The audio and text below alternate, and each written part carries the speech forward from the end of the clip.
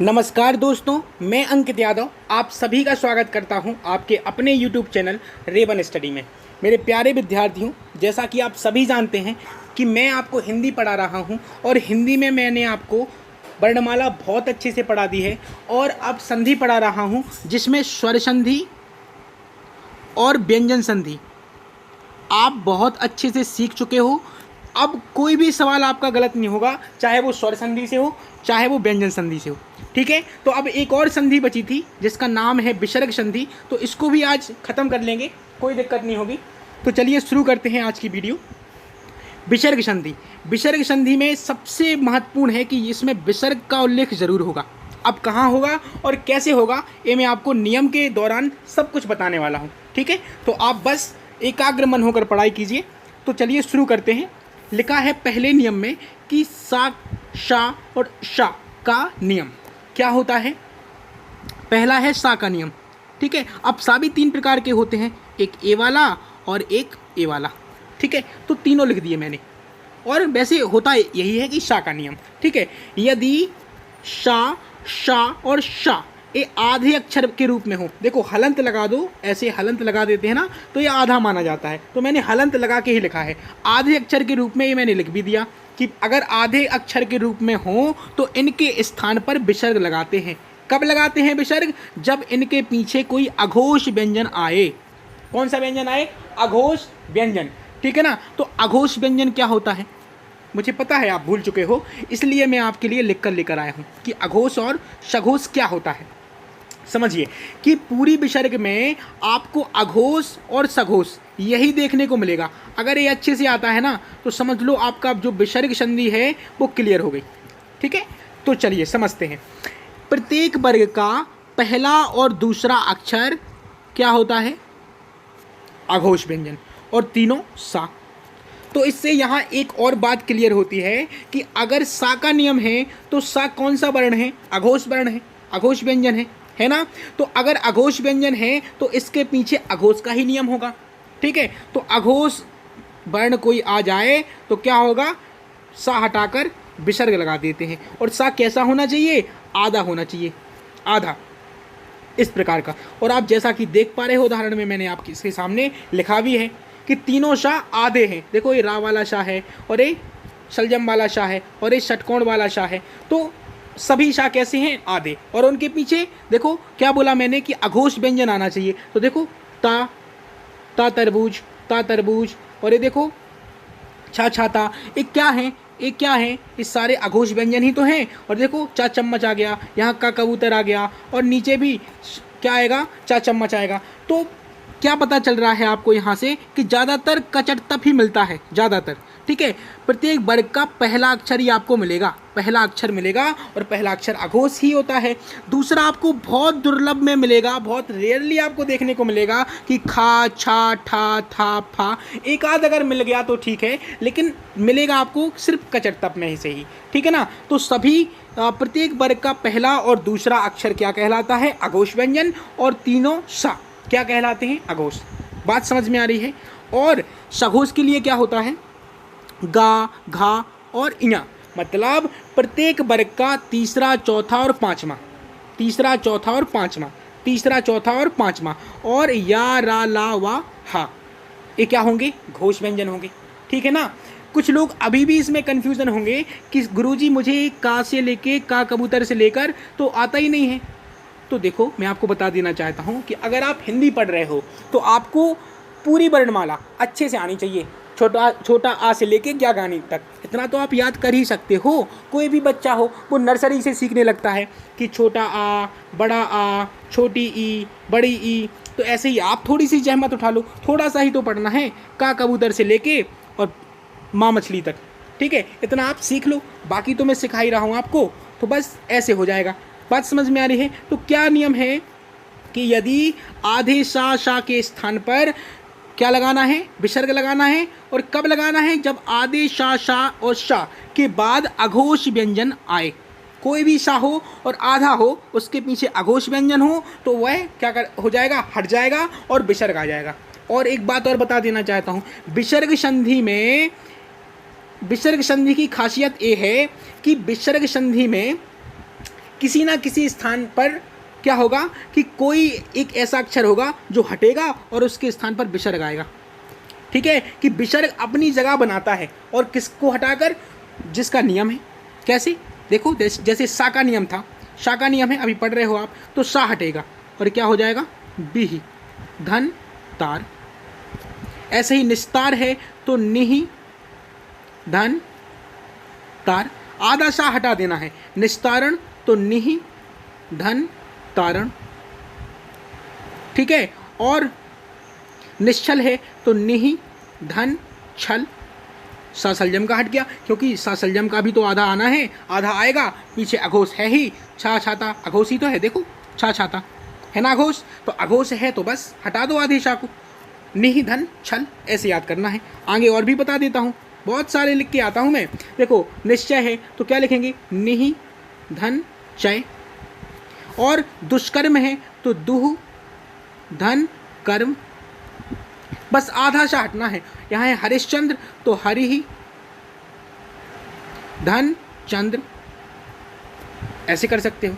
ठीक है, अब आगे नियम, ये तो शा का हो गया पहला नियम कि आधे अक्षर के रूप में आए और इनके स्थान पर क्या लगा देते हैं, विसर्ग, अगर कोई पीछे क्या हो, अघोष व्यंजन हो। ठीक है, अब दूसरा नियम है, दूसरा नियम क्या है कि आधा सा और पूरा सा समान होने चाहिए, दोनों सा देखो समान है, सा आधा सा और पूरा सा, ठीक है ना, आधा सा और पूरा सा आए तो आधे सा के स्थान पर विसर्ग लगाते हैं। फिर से देख लो, विसर्ग ने बना ली ना अपनी जगह, हटा दिया ना सा को, ऐसे ही होता है। और पूरा सा ज्यों का त्यों लिख देते हैं। कैसे, देखो मैं आपको बता देता हूँ।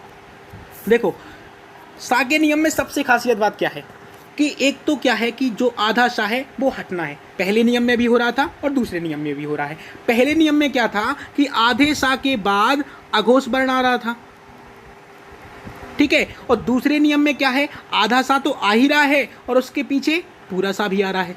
देखो देखो देखो, ये भी देखो और ये भी देखो, ठीक है ना, तो बस समझ जाओ फिर क्या करना है, हटाना है धन साहस, हटाकर क्या लगाना है, विसर्ग लगा दो, और ऐसे ही निहि धन संदेह, और ऐसे ही दुशासन का दुह धन शासन, ऐसे ऐसे दुश्शील का क्या हो जाएगा, क्या हो जाएगा बताइए, दुह धन शील। ऐसे निशुल्क का क्या हो जाएगा, निहि धन शुल्क। बोलो हाँ है ना, बहुत ही आसान है। पहला नियम क्या कहता है कि सा के आधे सा के बाद कोई भी अघोष वर्ण आ जाए तो आधे सा को हटाना है, ठीक है, और क्या लगाना है उसके स्थान पर, विसर्ग। दूसरा नियम क्या कहता है कि आधे सा के बाद पूरा सा आ जाए, ठीक है, और समान होना चाहिए, ठीक है, तो क्या होगा, आधे सा को हटा देंगे, विसर्ग लगा देंगे और पूरा सा ज्यों का त्यों लिख देंगे। हो गया ना क्लियर, ये शा का नियम था। अब आगे क्या पढ़ेंगे, रा का नियम। रा का नियम क्या कहता है, रा का नियम है कि रा के बाद कोई घोष व्यंजन आए। अब देखो ये तो कन्फ्यूजन हो गई कि अभी अघोष था अब घोष हो गया, तो मेरे प्यारे विद्यार्थियों डरना है ही नहीं, मैं हूं ना। देखो रा के बाद घोष व्यंजन, अब देखो जो रा है वो क्या है, घोष वर्ण ही तो है, घोष व्यंजन ही तो है मेरे भाई, रा है वो घोष व्यंजन है, तो घोष में ही आएगा। तो रा के बाद कोई घोष व्यंजन आए तो रा हटाकर विसर्ग लगाते हैं, इतना सरल तो है। देखो उदाहरण से और सरल हो जाएगा, लिखा है निर्गम, तो क्या लिखा है, निहि धन, अब चाहे रेफ लगी हो रा की या रा रस्सी लिखा हो, हटाना तो रा को है ही, तो नि धन गम। ऐसे ही निर्गुण को क्या लिखेंगे, निहि धन गुण। ऐसे ही निर्धन को निहि धन धन, ठीक है। ऐसे ही निराशा को क्या लिखेंगे, निहि धन। अब देखो राशा का तो रा हट गया, बड़ा का डंडा है ना, जो बड़ा का डंडा वो बदल जाएगा किसमें, आशा में, ठीक है ना। फिर क्या लिखा है, निरपराध, क्या लिखा है, निरपराध, तो क्या करना है, निहि धन। अब देखो जो रा रस्सी है वो किससे मिलकर बना है, रा हलंत वाला, धन आ, तो क्या बोला मैंने कि आपका जो रा है ना वो हट जाएगा, हट जाएगा, तो ए तो हट गया, क्या बचा, आ बचा ना, तो नी के बाद क्या आएगा, अपराध, बात समझ में आ रही है कि नहीं? आज थोड़ी सी राइटिंग बहुत अच्छी लिख रहा हूँ मैं, पता लग रहा होगा आपको, रोज से बेहतर है। तो निहि धन अपराध, ये रा हट गया, रा हटाना था, हटा दिया हमने, ठीक है। आगे क्या लिखा है? दुर्योधन, तो क्या लिखेंगे? दुहु धन योधन। अब चाहे रा की रेफ हो या क्या लिखा हो, रा रस्सी लिखा हो, हटाना है आपको। अब आशीर्वाद लिखा है, आशीर्वाद लिखा है ना, तो क्या लिखेंगे? आशीर्वाद को लिखेंगे आशी धन्यवाद, ठीक है ना। और क्या लिखा है? यजुर्वेद, तो इसको भी लिख देंगे, इसको भी लिख देंगे यजुः धन वेद, ठीक है ना। दुराशा को क्या लिखेंगे? तो यहां लिख दें दुराशा, देखो दुहु धन आशा, क्योंकि रा रस्सी तो हट जाएगा, बड़ा का डंडा है तो आ लिख जाएगा, आ लिख जाएगा, ठीक है ना। यहां तक बात क्लियर हो गई है। चलो अब आगे बढ़ते हैं। ऐसे था नियम, ठीक है। इसको थोड़ा सा जूम कर लें, ये आ गया बिल्कुल क्लियर। चलो अब रा का दूसरा नियम है, यदि ई और बड़ी ऊ के, बड़ा ऊ के बाद, बड़ी ई और बड़ा ऊ के बाद क्या आ रहा है? रा हो, रा रस्सी, तो रा रस्सी को हटाकर विसर्ग लगाते हैं। अब कैसे, मैं आपको बता देता हूं, देखिए। चलिए, तो हटाकर विसर्ग लगाएंगे और बड़ी ई किस में बदल जाएगी? छोटी ई और धन विसर्ग में, छोटी ई धन विसर्ग में, छोटी ई धन विसर्ग में। कैसे? देखो मैं आपको बता दूं, ध्यान रखो। देखो बड़ी ई जो होती है वो वह किस किस से मिलकर बनी होती है? छोटी ई और छोटी ई से मिलकर बनी होती है ना। कैसे बनी होती है? मैंने आपको ये कहाँ पढ़ाया है? मैंने आपको ये पढ़ाया है कहाँ, याद करो। मैंने आपको पढ़ाया है दीर्घ स्वर संधि में, पढ़ाया है ना, पढ़ाया है ना। मुझे आशा है कि आपको याद होगा। अब आप दीर्घ स्वर संधि में तो पढ़ चुके हो कि बड़ी ई क्या होती है? छोटी ई और छोटी ई मिलकर। देखो, तो मैंने आपको विसर्ग संधि की एक खासियत बताई है कि किसी ना किसी का स्थान वह घेर लेती है। तो देखो, छोटी ई और छोटी ई मिलकर बड़ी ई हो रही है, तो क्या है कि बड़ी ई के स्थान पर छोटी ई तो आएगा ही आएगा, और एक जो छोटी ई है ना वो कट जाएगा, वो खत्म हो जाएगा, और उसके स्थान पर क्या लगाना है? विसर्ग। तो छोटी ई धन विसर्ग आ जाएगा। ऐसे आ रहा है, देखो ऐसे। बात समझ में आ रही ना? बात समझ में? ऐसे ही करना है। और बड़ा ऊ किससे मिलकर बना होता है? छोटा ऊ और छोटा ऊ से होता है ना। तो एक छोटा ऊ तो आएगा और एक छोटा ऊ हट जाएगा, और उसके स्थान पर क्या आएगा? विसर्ग। अब जैसे लिखा है नीरस, क्या लिखा है? नीरस, तो क्या करेंगे? निहि करेंगे धन, अब रस। और लिखा है नीरज, तो निहि धन रज। फिर लिखा है निरोग, तो लिखेंगे निहि धन रोग। फिर लिखा है नीरव, तो लिखेंगे निहि धन रव। वह है रव, रव, ठीक है। निरंध्र, तो निहि धन रंध्र। ऐसे बताओ कितना आसान है। इस नियम में कुछ है क्या? बोलो। कुछ भी नहीं है। आपको देख के ही पता चल जाएगा कि ये विसर्ग संधि है और ऐसे टूटनी है, देख के ही पता चल जाएगा।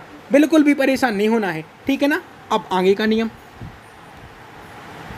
आगे का नियम क्या कहता है कि आगे का नियम है आपका ओ का नियम, ठीक है। तो ये लाइन लिखने से पहले आप लिख सकते हो, अगर आप लिख रहे हो, नोट्स बना रहे हो, तो लिख लो ओ का नियम, ठीक है। और हेडिंग डाल लो, इसके बाद ए लाइन लिखेंगे, ए लाइन लिखेंगे। क्या है? ओ के बाद कोई घोष व्यंजन आए, ओ के बाद कोई भी घोष व्यंजन आए। देखो मेरे प्यारे भाइयों, ओ स्वर है। अब याद कैसे रखें कि इसके पीछे घोष आएगा कि सघोष आएगा? तो ओ क्या है? स्वर। क्या है? स्वर है। और सभी स्वर क्या होते हैं? घोष व्यंजन होते हैं। घोष व्यंजन नहीं बोलेंगे, चूंकि घोष वर्ण बोलेंगे। तो क्या होते हैं? सभी स्वर क्या होंगे? घोष वर्ण होंगे, ठीक है। तो घोष होते हैं, तो ओ के बाद घोष ही आएगा। याद करने का सबसे अच्छा तरीका यही है कि पता कर लो कि ओ क्या आता है, ओ के बाद घोष। कैसे पता करें भाई? ओ तो क्या होता है? घोष वर्ण होता है, तो घोष व्यंजन ही आएगा। तो क्यों आने के बाद क्या होगा कि ओ के स्थान पर विसर्ग लगा देंगे, कुछ नहीं होगा। और अब कैसे? ये देख लो, अधोबल लिखा तो लिखेंगे अधाह धन वल। ऐसे ही मनोबल लिखा तो लिखेंगे मनः धन बल। फिर लिखा है यशो गाथा, तो लिखेंगे यशः। ओ की मात्रा हटानी है, ओ के स्थान पर आ रहा है विसर्ग। बोला है ना, विसर्ग संधि की खासियत है कि किसी ना किसी का स्थान जरूर घेरेगा विसर्ग। ठीक है, तो ओ को हटा दिया विसर्ग ने, बोला अब भाई आप जाओ, मेरा आ गई बारी मेरी और मैं आऊँगा अब। तो यशः धन गाथा, ठीक है ना। लिखा है यशोदा, तो लिखेंगे यशः धन दा। बोलो हाँ है ना, मज़ा आ रहा है ना। ऐसे ही चीज़ों को समझना है, कुछ है ही नहीं, सब कुछ समझ में आ रहा है। राइटिंग तो समझ में आ रही होगी ना, सब कुछ साफ साफ लिखा है मेरे हिसाब से तो, ठीक है ना। अब वो राइटिंग थोड़ी सी इसलिए भी क्लियर नहीं है कि मैंने सुना है और मेरे साथ भी ऐसा ही है कि जो लोग गणित पढ़ाते, ठीक है, उनकी राइटिंग अक्सर थोड़ी सी अच्छी नहीं होती है। हालांकि कुछ लोगों की अच्छी होती होगी, लेकिन मेरी अच्छी नहीं है। इसी वजह से मैं गणित भी थोड़ी ठीक ठाक पढ़ा लेता हूँ। अगर आप नहीं देखी है अभी तक तो आप देख सकते हो रेवन स्टडी चैनल पर, ठीक है। खैर मैं हिंदी पढ़ा रहा हूँ तो अभी हिंदी पर फोकस करते हैं। क्या लिखा है कि शिरोमणि, क्या लिखा है शिरोमणि, तो क्या बोलेंगे इसको, शिरः धन मणि। बोलो। ऐसे लिखा है मनोज, तो लिखेंगे मनः धन जा। ओ की मात्रा हट गई। लिखा है मनोयोग, तो लिखेंगे मनः धन योग। बोलो हाँ है ना। ऐसे लिखा है उरोज, तो लिखेंगे उरः धन जा। बोलो आ रहा है ना मजा।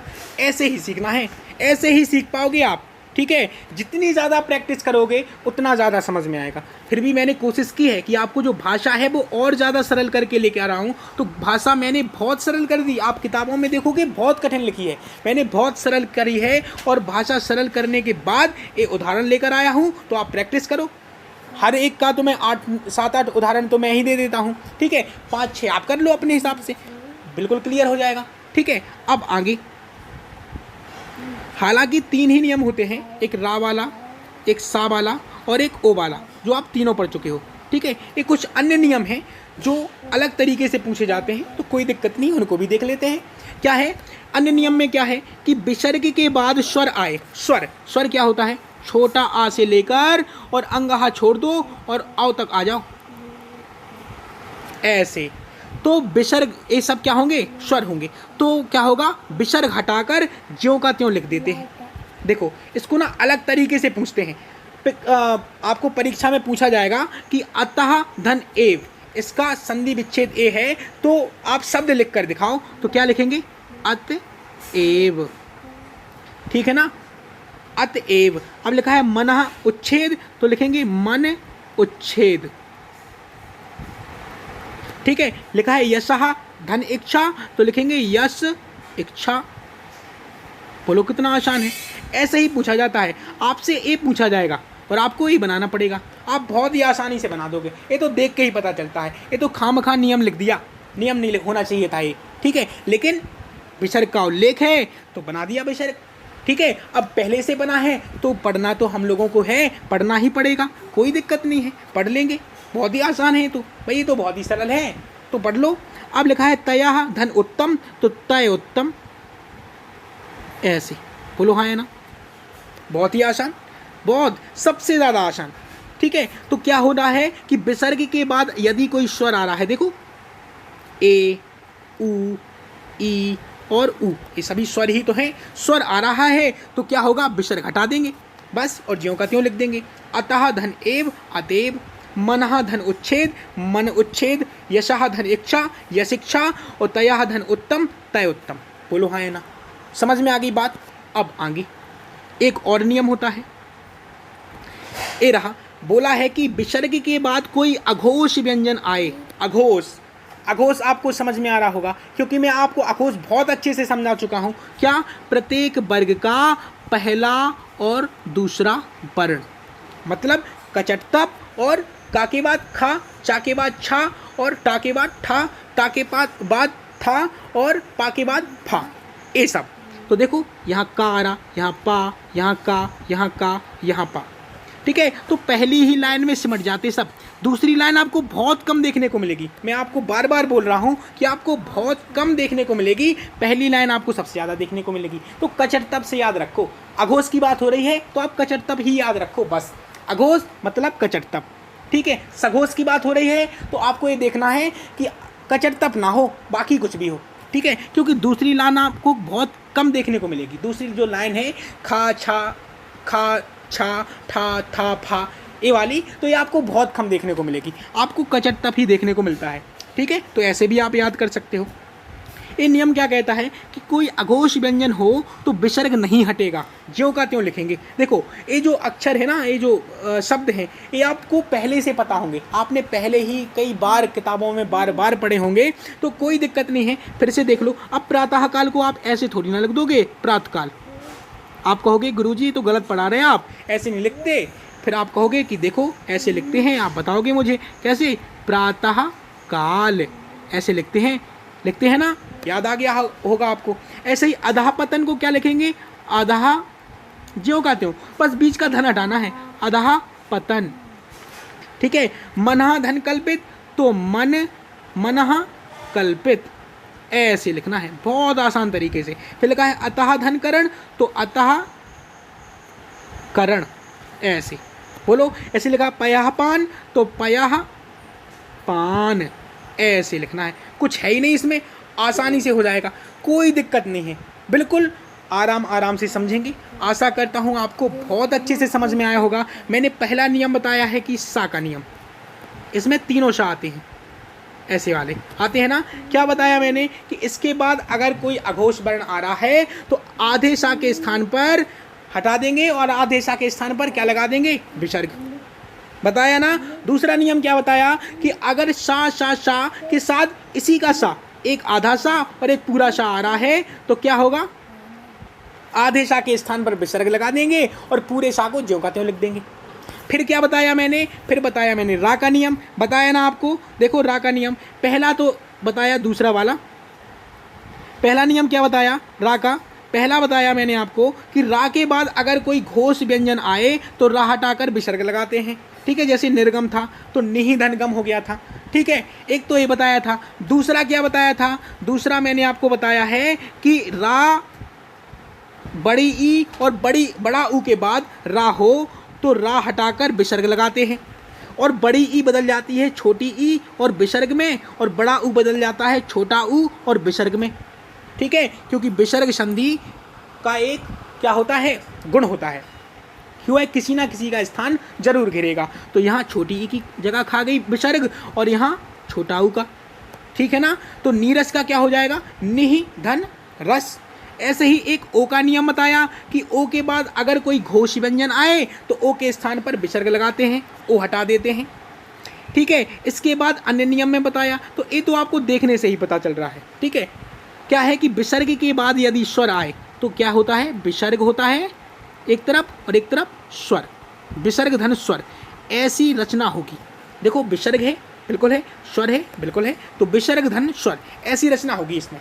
अतः धन एव का हो जाएगा अतएव, क्योंकि विसर्ग हटाकर ज्यों का त्यों लिखना है बस। और दूसरा नियम क्या बताया कि अगर विसर्ग के बाद कोई अघोष व्यंजन हो, अघोष व्यंजन कौन कौन से, प्रत्येक वर्ग का पहला और दूसरा व्यंजन, ठीक है। तो बस धन हटा देना है बीच का, फिर ज्यों का त्यों लिख देना है, विसर्ग नहीं हटेगा इसका, बस इतने से तो नियम है। विसर्ग संधि भी क्लियर हो गई, स्वर संधि आप पढ़ ही चुके हो, विसर्ग संधि आपने अच्छे से पढ़ ली, व्यंजन संधि भी आप पढ़ चुके हो, तो यहाँ संधि हो गई आपकी बिल्कुल ख़त्म। मुझे नहीं लगता कि अब आपको कोई दिक्कत होगी संधि में।